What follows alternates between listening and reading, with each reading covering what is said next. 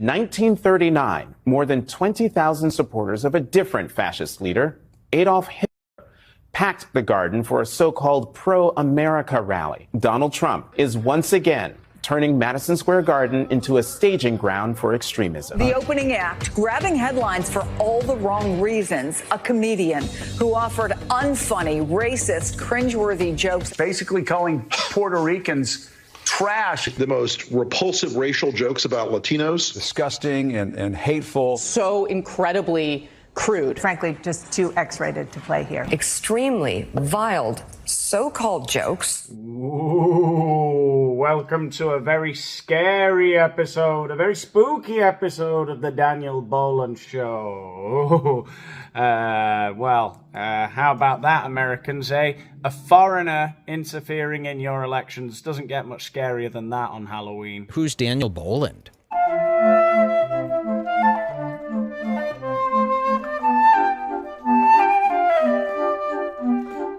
Oh, Daniel Boland, this is a heavy hitter. Do you guys know who this is? Okay, so where to start? It's been quite a week, I have to tell you, for us foreign agents looking to interfere in your politics, America. We've had a lot to get through, and it all kicked off a few days ago when edgelord comedian Tony Hinchcliffe, comedian Roastmeister Tony Hinchcliffe went to a Trump rally at Madison Square Garden and made an edgy joke. Oh, you nasty. You're so edgy, Tony Hinchcliffe. He made an edgy joke about Puerto Rico, right? And said that there was a floating island of garbage. There's a lot going on. Like, I don't know if you guys know this, but there's literally a floating island of garbage in the middle of the ocean right now. Yeah. I think it's called Puerto Rico. Okay. All right. Okay, we're getting there. Genius at work there, Roastmeister Tony Hinchcliffe. He really led us down the garden path, didn't he, with that joke? We all thought he was talking about the Pacific garbage patch, and then he says, I believe it's called Puerto Rico. Incredible. How do they do it? Such an edgy boy. Tony Hinchcliffe, I'm going to give you a lovely biscuit. Good boy. So in today's video, we are going to take a look at the hysterical and very manipulative, faux offended reactions by, people like AOC and certain news anchors and stuff who are all pretending like these stupid edgelord jokes that Tony Hinchcliffe made were actual evidence of racism. It was so obvious that this would happen. Who the hell invited Tony Hinchcliffe? Tony Hinchcliffe, edgelord, one of the 6 comedians Joe Rogan been pushing on us, who ain't never been funny. But that's really how it is. Cat Williams, you're welcome.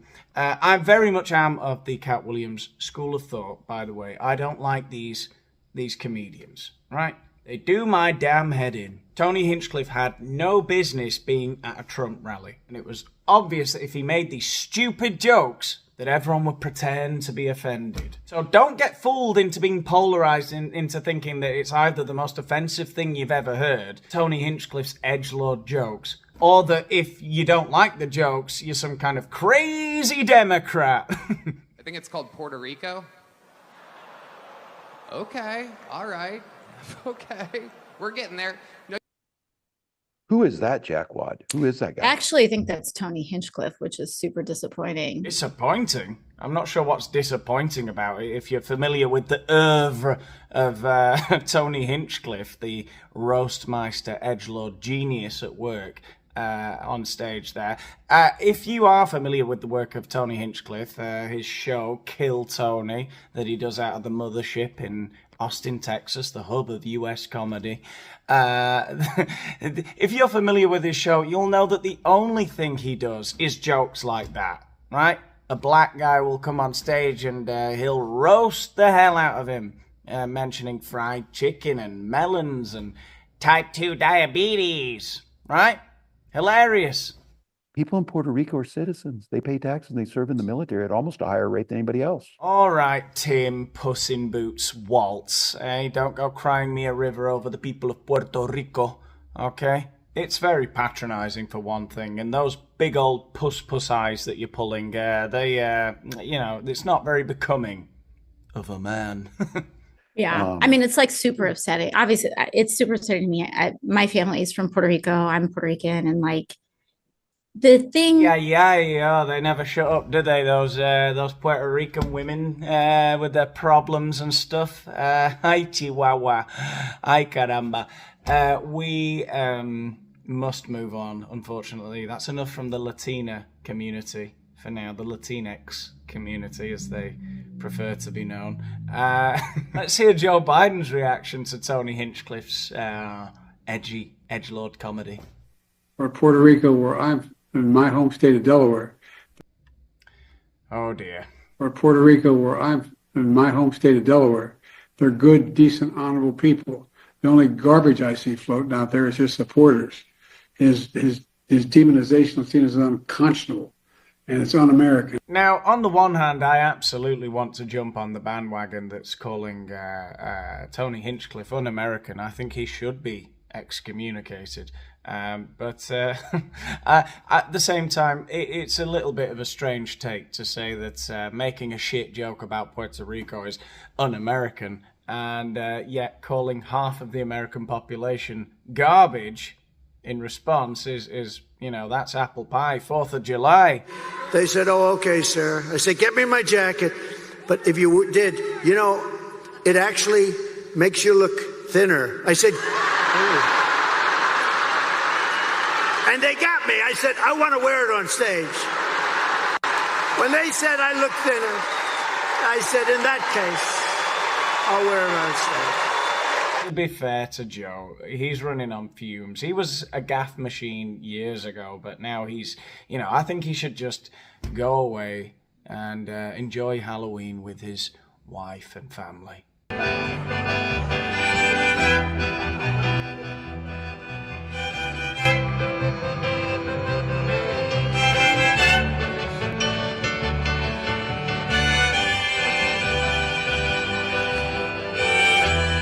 So Joe and Jill Biden have spent this year's Halloween, one dressed as a panda, the other one biting children for some reason. And I'm sorry, but I've got to ask, how does Jill Biden manage to look so absolutely mental in everything she wears? That is the flattest panda I have ever seen. It's so creepy.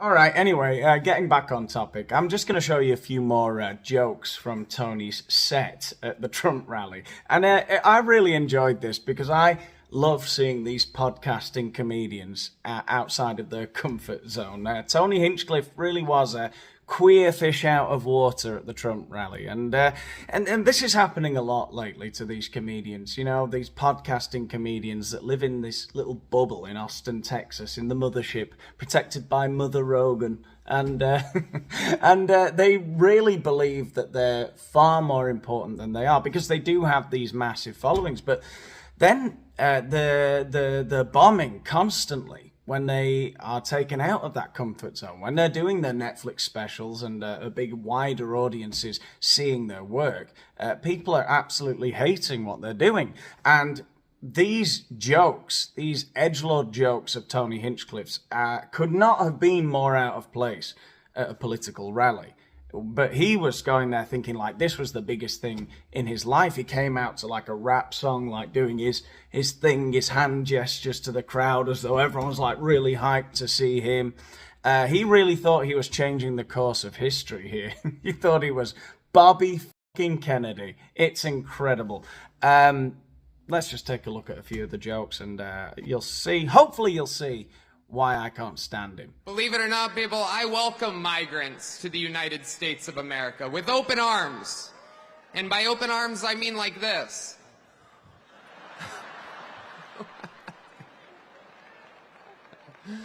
Yep, so the joke there is that Tony doesn't like migrants.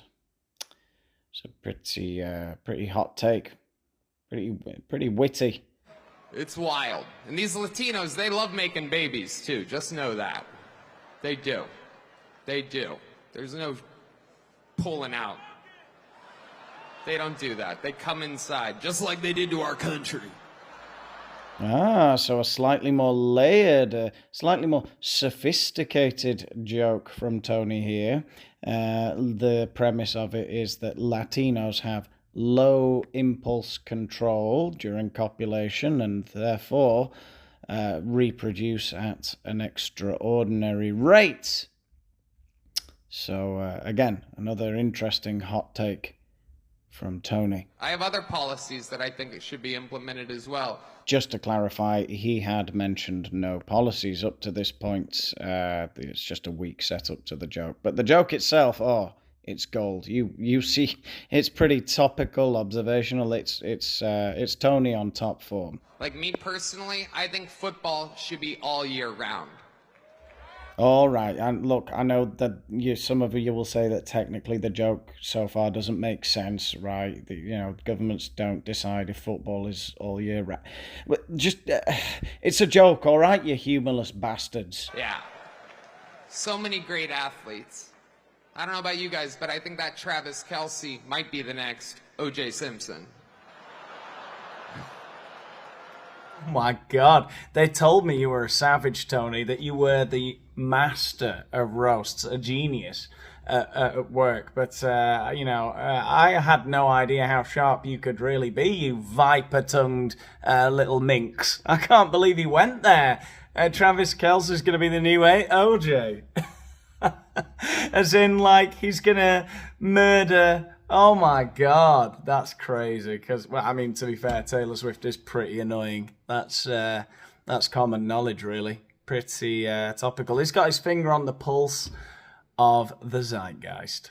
The other side's got a lot of crazy endorsements. Swift, Eminem, Leo DiCaprio, Beyonce. Every day the Democratic Party looks more and more like a P. Diddy party. Now, to be fair to Tony here, as basic bitch a joke as that was, right, an observation that thousands of people have been making for months on Twitter, that some shady celebrities are endorsing the Democrats because they've got links to Diddy and Epstein and whatever. It's been said a billion times. At least that's an appropriate joke to make at a Trump rally, right? You're calling into question the character of the advocates of your opponents or something like that. That kind of makes sense, okay? But Tony doesn't even get that.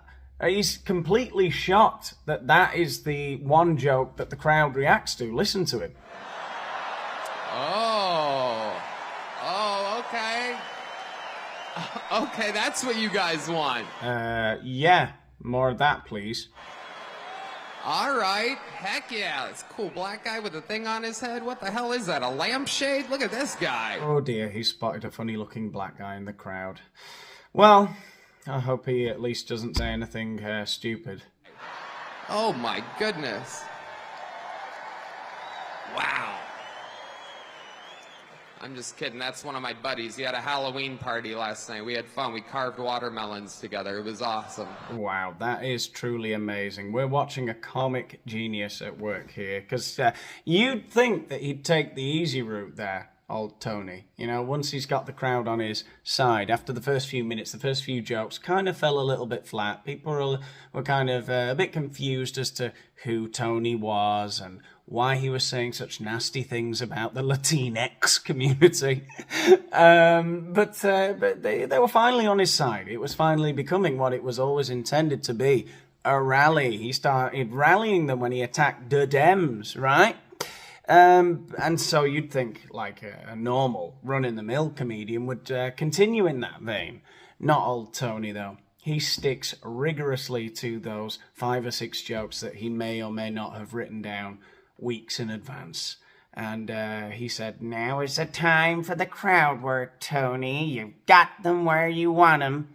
And he saw the first black guy he saw there. He went, "Black guy, remember, it's Halloween, black guys, watermelons." Okay?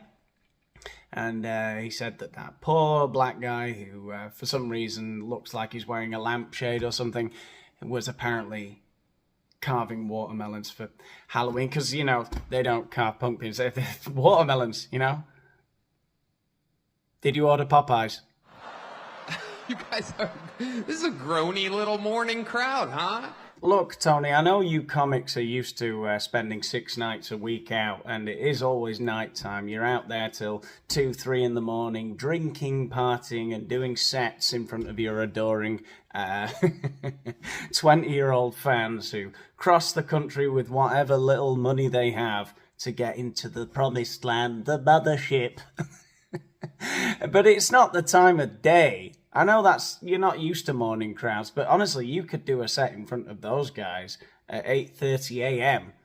and those kids would be there quivering with delight in the front row, climaxing on one another as they see the great Tony Hinchcliffe make a joke about Chinese people being well, you know, all those things you said that time. Anyway, look, the point is, I'm kind of sick of his jokes. I could make a whole video about the jokes. It's getting late, though. I just want to prove to you, though, I knew this was the case. I knew that Tony Hinchcliffe got into that rally through Joe Rogan. It's always through Joe Rogan. Joe Rogan doesn't understand what he is inflicting on the world. Stop, please. These friends of yours, they're morons. It would behoove him to hire a few great comics to just tour with him and just write one-liners about all these different fucking people. I mean, if he could remember them, I mean, I know he likes to go off his own head, but if he could remember a few Hinchcliffe bangers, if he hires Hinchcliffe to take him on the road, do you know how fucking insane that would be? Yeah, dude. Hinchcliffe writing bangers for Trump to shit on people. Trump is smart. He would hire Shane and Tony Hinchcliffe. Look, humor's very subjective, so I don't know. But I think that fans of Donald Trump don't want Tony Hinchcliffe bangers, all right? They don't need that. They kind of, part of the appeal, I think, of Trump is that he's kind of off the cuff and sort of naturally witty every now and again and says kind of out there stuff. They don't want slick Tony Hinchcliffe, oh, Taylor Swift, how about that Taylor Swift? No, I don't think so. I certainly wouldn't want that. So you have this big event at Madison Square Garden. It went on for hours. I don't even know if you were there for the whole thing. I don't know what time you got there. I was told and made aware that you had no idea about this comedian who made comments. I have no idea who he is. Somebody said there was a comedian that joked about Puerto Rico or something, and I have no idea who he is. Never saw him, never heard of him. And don't want to hear of him, but I have no idea. They put a comedian in, which everybody does. You throw comedians in. You don't vet them and go crazy. It's nobody's fault. But somebody said some bad things. Now, what they've done is taken somebody that has nothing to do with the party, has nothing to do with us, said something, and they try and make a big deal. But I don't know who it is. I don't even know who put him in. Wow. So completely thrown under the bus by the Republicans and by Donald Trump himself. But, well, at least Papa Rogan will comfort him. Right? But I think Don Rickles was almost like... he was in this category of ultra-famous comedian. Right, he was in this Dave Chappelle type category, where just seeing Don Rickles, all of a sudden it was a comedy show. Like, oh my God, Don Rickles is here. Tony Hinchcliffe does not have that, right? If Dave Chappelle went up and did 10 minutes in front of Donald Trump or 10 minutes in front of Kamala Harris, that's a different thing. Because it's like he's a cultural icon, and you immediately go into stand-up comedy mode. Like, oh shit, Chappelle's here, right? That's what Don Rickles had with Reagan. Tony doesn't have that. It's a bad thing to do. The whole thing's bad. The whole thing's bad. I don't think Joe Rogan has ever been more right about anything. And to add insult to injury, two of the Rogan sphere ass clowns, two of the worst, Brendan Schaub and Brian Callen even weighed in on this one. And I've got to be honest, Brendan Schaub, I don't know where he heard this opinion, but it's pretty much bang on the money. Well, about 50-50. This Tony Hinchcliffe thing we were talking about before the show. Tony is a savage roaster. That's what he is. That's what he's known for. He's the best in the world at doing it. He's massive. He's the best to ever do it, right? He's the roast master. That's what he does. All that bit was wrong, but this next bit's right. At a rally, a political rally, you got to remember, 98% of the audience doesn't know who Tony is, isn't familiar with his work. And it's for a rally for the president of the United States. But in that lane, he's the best at doing it. But you take him out of there, and you drop him in the casual pool, and you say that stuff, it's going to offend not only the left, but also the right. It's going to be a problem. And I think part of what makes Tony successful is that he takes big risks, as a comedian. And nails them. Yes. Nails and them. Most of the time, a lot of comics will take those risks in a friendly audience or a smaller audience. But Tony... Tony took a big risk on a world stage. I'm so confused. Look, this really bothers me. Now, don't get me wrong. I have no problem with people making jokes about the worst kind of tragedies imaginable, okay? You should hear me in my private life. I know there's a time and a place to say certain things, right? There's certain things I wouldn't say on YouTube, obviously. But to pretend that these comics, with their millions in the bank and their thousands of adoring fans and the millions they're making from Patreon every year and shit like that, that they're in some way, risky, taking risks, breaking new ground, they're taking the biggest risks. They ain't taking no risks by saying fried chicken and watermelons every time they see a black guy. Okay? It's the lowest common denominator edgelord shit, okay? And I'm sick of people not seeing that, I criticized the last Netflix special by Ricky Gervais for the same kind of thing, because everyone was amazed that he dared to say all those things. He's a multi-millionaire. Of course he can say those things, right? My problem was the jokes weren't very funny. Okay, I don't mind if somebody's being edgy in the sense of they're talking about race or they're talking about victims of something or other. The problem to me is the joke has to be funny. You remember that part of being a comedian?